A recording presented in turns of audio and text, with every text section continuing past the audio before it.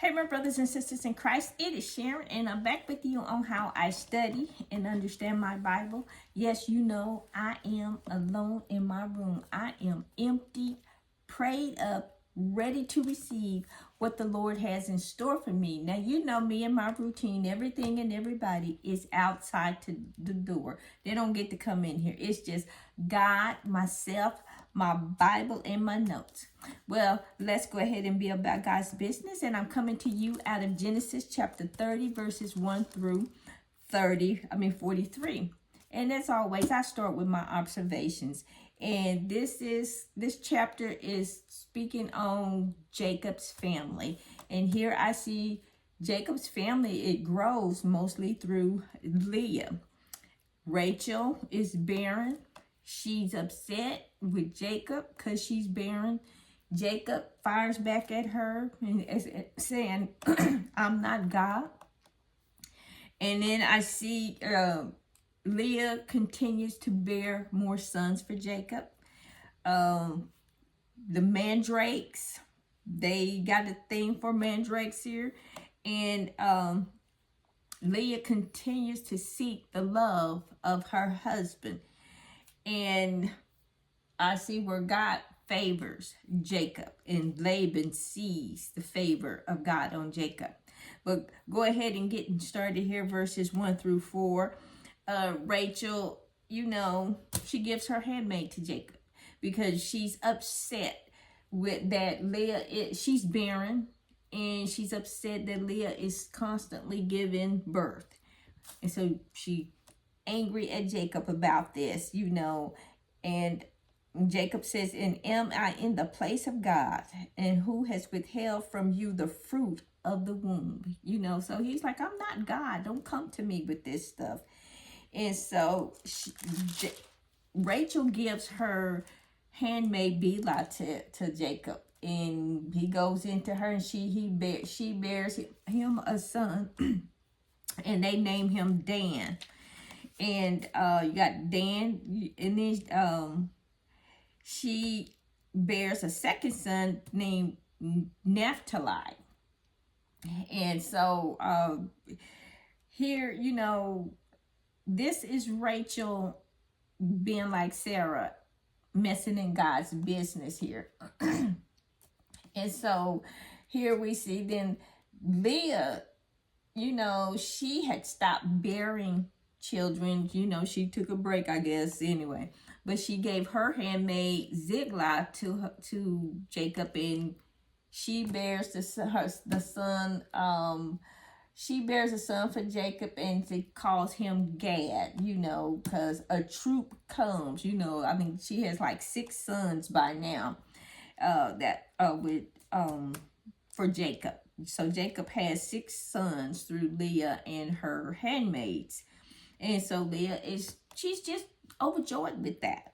But and in verses 14 through 21, Leah, she bears 2 more sons. And first we see that in verse 14, Leah said, well, 13, she said, Leah says, I am happy for the daughters will come call me blessed. And she called his name Asher. And so that was the son, that was the other son of, second son born by Zilpah. And then verse 14, it says, now Reuben went, and that's the firstborn of Leah. Reuben went in the days of the wheat harvest and found mandrakes in the field and brought them to his mother Leah. And then Rachel said to Leah, please give me some of your son's mandrakes. You know, these mandrakes is some type of aphrodisiac over in that area. The root of it actually looks like a man. This, you know, looks like it's got a little body, 2 legs, and 2 arms and a head. And some of them even look like they have a little face on them and stuff. But it was used in the ancient days for an anesthesia. And it's like what I was reading on it, it can be a powerful narcotic. It, you know, it has a lot of psychotropic properties to it. And the magicians would use that too, you know, to get into these frenzy states. but in the ancient times, it was also used as an aphrodisiac. They believed it would help barrenness, help the mother conceive. And so she gives her the mandrakes of Reuben, and then Rachel tells Leah, well, our husband can sleep with you tonight. And Leah will do anything to get the love of Jacob. And she runs out to the field to him and tells him he has coming with her tonight. And as the commentator says, women uses sex to gain love. Men use love to get sex. So that's just kind of actually true. Women, they listen to what the man says. He tells them how much he loves them, and give him what he wants, and then he's gone on. And so that's kind of how it was with Rachel. I mean, not Rachel, but with Leah. Because Jacob clearly loved Rachel, and he showed that. I don't read anywhere where he shows love to Rachel, but he respects her as his first wife. And so, but moving on here to verses 25 through 28 here, we see that, hold on, let me make sure I'm going to 22 to 24. I skipped. And so here we see where Leah bears more children. She bears Zebulun and Issachar, and she also gives birth to Diana, or Dinah, however you want to pronounce it. But she is steady having children, and Rachel is just she's just heartbroken because she cannot bear children. And so then in verse 22 through 24 here, it says God remembered Rachel. He remembered her, and he listened to her and opened up her womb. And there she became pregnant, and she gave birth to Joseph. And she called him Joseph because his name means the Lord shall add to me another son, in which we know he does. And then moving on to verses 25 through 28, where God shows favor to Jacob. Then Jacob, he wants to move his family, back to his homeland, back into Canaan. And Reuben is, he's like, send me away that I may go to my own place and to my own country. Give me my wives and my children from whom I have served you for, and let me go. And my service, for I have done for you. And so, of course, here come Laban. He's money. He got the money and swindling. And he sees and he knows God's favor is on Jacob. So when God blesses Jacob, Laban gets blessed. So Jacob is Laban's money train. And so Laban is wanting him to just stay a little longer, and they want to, work things out. And he's coming on with the spill with him. And so then Laban knew the favor of God was on Jacob. And commentators were saying it's through divination, because Laban did not follow God. He did not believe in God, So he still believed in the false idols and went to the magicians and all these false prophets and stuff. And they, they were telling him this stuff as well. And so, but moving on to verses 29 through 36, Jacob, he strikes up a bargain with Laban. And, he's like, we'll get this worked out, God will provide for us. And he was saying, verse 31, it says, so he says, what shall I give you? And Jacob said, you shall not give me anything. If you will do this thing for me, I will again feed and keep your flock. So, he's offering to actually pay Jacob to do this.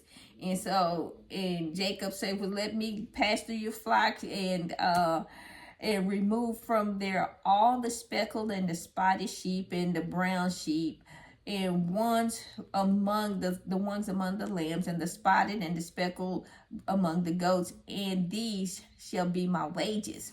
And so, of course, Laban falls for this, and this verses 30, let me see, on through 36 here, verses 29 on through 36, this is where Jacob, he starts what you call genetic enhancing. He uses he knew that a spotted sheep and the speckled sheep, they were going to produce at least one spotted speckled sheep out of the flock. He'll have 25% of it, and Laban had a huge livestock, thing of livestock there.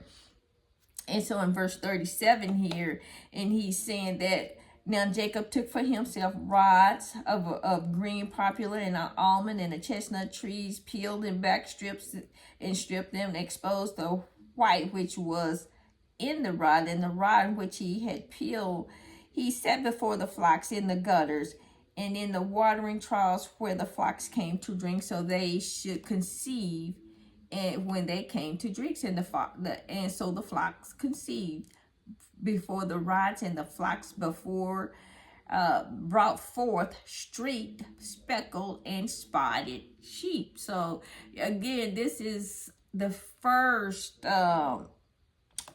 what you would call genetic engineering, the first attempt at it, the first hand at genetic engineering. And so Jacob ended up being a very wealthy man with all of his livestock that this engineering produced. And just moving on to verse 37 on through 43 here, Jacob, he proceeded and just his livestock grew exponentially. It grew, whereas the Laban's kind of just stayed just where it was. And then Jacob, knowing Laban to do the way he is, how he tricked him with Leah, stay for the feast, we gonna give you a big send-off. And so Jacob's like, well, oh yeah, okay, yeah, we'll do that. But he already put the word out on his family and all his servants, you prepare, because we are leaving. We're leaving tonight. And they got up and they got everything packed up and left while Laban and his people were asleep. Now, Jacob was like 3 days away from Laban. So it would take a while for Laban to figure out that he was gone. And so Jacob, he became exceedingly prosperous and had a large flock, female and male servants. And he really acquired, God really blessed him. And he gets on up and he gets his family and goes.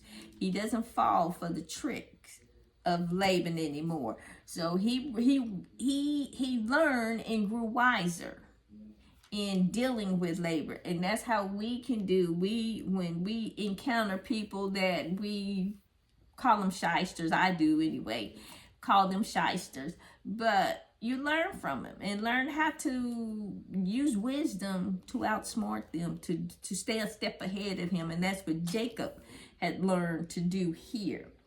Well, this will end my Bible study for Genesis chapter 30. And as always, it's a pleasure to get to share God's word with you. You be blessed, be safe, and have a blessed and wonderful day. Bye.